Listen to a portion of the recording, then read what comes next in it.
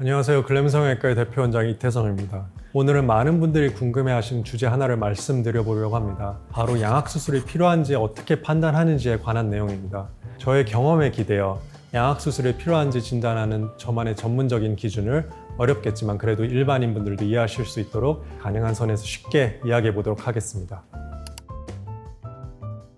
상담을 하다 보면 이런 질문을 굉장히 많이 받습니다. 원장님, 저는 양악수술이 필요한 얼굴인가요? 양악을 해야 하는 케이스인지 아닌지 궁금합니다. 사실 많은 경우에는 양악수술이 필요한지 여부가 굉장히 명확한 경우도 있습니다. 예를 들어 부정교합이 매우 심한 경우, 돌출입이 심한 경우, 혹은 주걱턱이 심한 경우에는 대부분 환자분들도 본인이 양악 케이스인지 확실히 알 때가 있습니다. 이런 분들은 특히 기능적인 문제와 함께 미용적인 문제까지 있기 때문에 양악수술이 필요하다는 판단이 비교적 명확하게 내려지는 경우가 많습니다.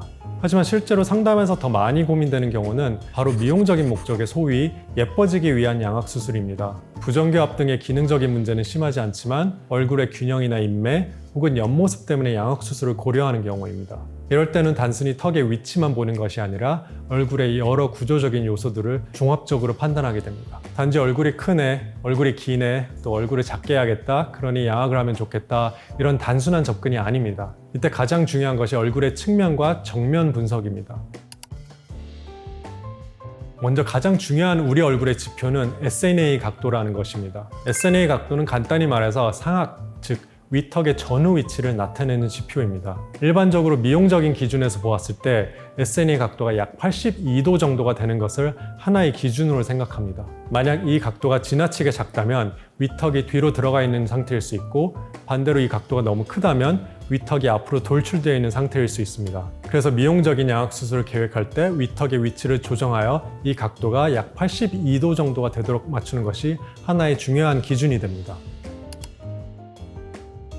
두 번째로 중요한 것은 교환면 각도, 즉 오클루설 플레인 앵글입니다. 이 교환면 각도는 윗니와 아랫니가 이루는 치아 평면의 기울기를 의미합니다. 이 각도가 얼굴의 인상에 생각보다 큰 영향을 줍니다. 예를 들어 교환면이 너무 평평하거나 혹은 반대로 너무 가파른 경우에는 얼굴이 밋밋해 보이거나 인매가 어색해 보이는 경우가 생길 수 있습니다. 흔하게는 실제로 주걱턱은 아닌데 얼굴이 길고 주걱턱 느낌이 나는 분들의 경우 이 교환면의 각도가 낮은 경우가 많이 있습니다. 미용적인 기준에서 보았을 때 이 교환면 각도는 약 14도 정도가 하나의 기준이 됩니다. 그래서 양악수술에서는 단순히 턱을 앞뒤로 이동시키는 것뿐만 아니라 교환면 회전을 통해 얼굴의 입체감과 균형을 함께 조정하게 됩니다. 교환면이 너무 누워있는 경우라면 시계 방향으로 교환면을 회전하게 되고, 반대로 교환면이 너무 서 있는 경우라면 반시계 방향으로 교환면을 회전해서 미용적으로 이상적인 위치를 찾게 됩니다.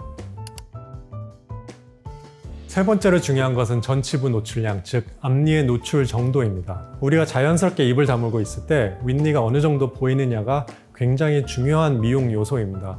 일반적으로 이상적인 기준은 입술에 힘을 뺀 상태에서 자연스럽게 있을 때 윗니가 약 0에서 2mm 정도 보이는 상태입니다. 즉 윗니가 보일락 말락하는 정도가 딱 적당량이라고 보면 됩니다.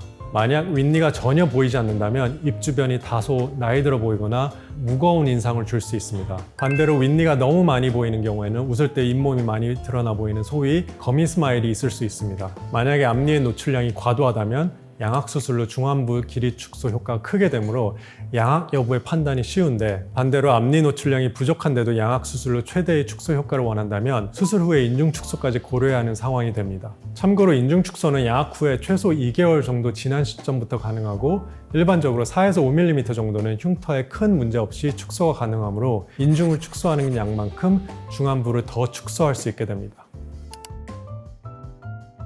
지금까지는 측면에서 보는 기준을 말씀드렸습니다. 하지만 양악수술에서는 정면 분석도 매우 중요합니다. 특히 중요한 것이 얼굴의 중심축과 비대칭입니다. 예를 들어 턱이 한쪽으로 치우쳐 있다거나 윗턱과 아래턱의 중심이 맞지 않는 경우가 있습니다. 이 경우에 의사들이 사용하는 용어로 캔팅의 개념이 중요합니다. 캔팅이란 쉽게 말해서 정면에서 얼굴이 기울어져 보이는 정도입니다. 즉 양쪽 눈높이가 다르거나 치아 라인이 기울어져서 양쪽 입꼬리 높이가 달라 보이는 경우입니다. 이런 경우에는 단순한 윤곽수술 혹은 치아 교정만으로는 교정이 어렵고, 양악수술을 통해 턱의 중심축과 기울기를 함께 교정해야 하는 경우도 있습니다. 정리해보면 양악수술이 필요한지 판단할 때는 단순히 턱이 나왔는지, 얼굴이 긴지, 또 얼굴이 큰지 등의 주관적인 판단 여부를 보는 것이 아니라 SNA 각도, 교환면 각도, 전치부 노출량 등의 객관적인 지표들과 정면에서의 중심축과 비대칭, 이러한 여러 요소들을 종합적으로 분석하게 됩니다. 그래서 양악수술은 단순히 얼굴을 작게 줄이는 수술이 아니라